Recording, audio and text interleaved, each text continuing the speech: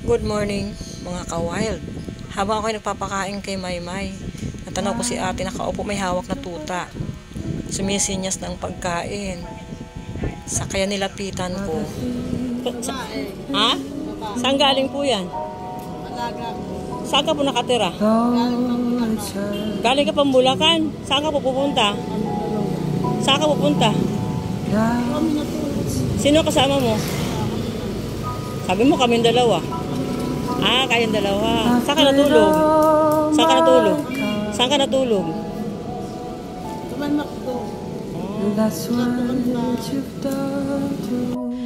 Yan nga, humihingi siya ng pagkain.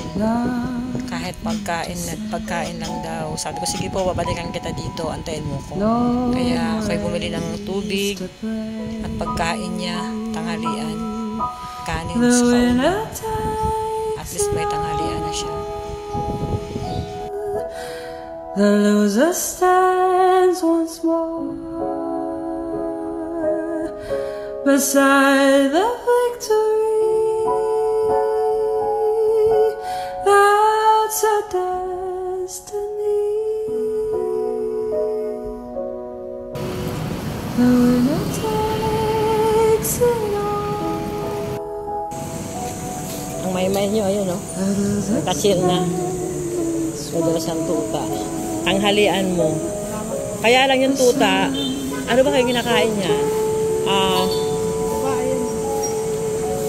May bibigay akong pagkain dyan ha. Hintayin mo rin ako dito ha. O, sige. Kasi kawawa naman baka magutom. Ang ano, meron ako doon pagkain ng aso talaga. Yung dog food. Sige. Yan ka lang muna.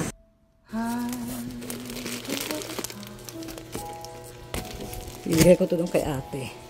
Para may pagkain yung tuta niya.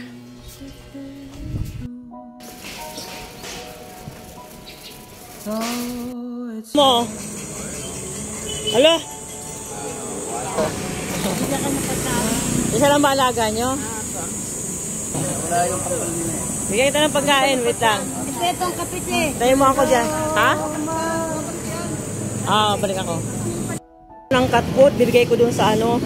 Dun sa may pasan-pasan na pusa. Yeah, paano yan? Binili ko ng ano. Kumakain. Try mo ate kung kumain. Konti-konti lang. Kumain? Hindi, may kesa lang.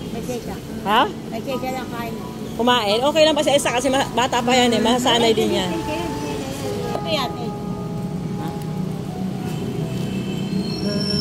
Pangkape. Ano, kumakain din siya. Makain ng gulay. Pasensya na kayo sa nakayanan ko ha. Sa mahalaga na bukal sa kalooban. Salamat. Ingat po kayo.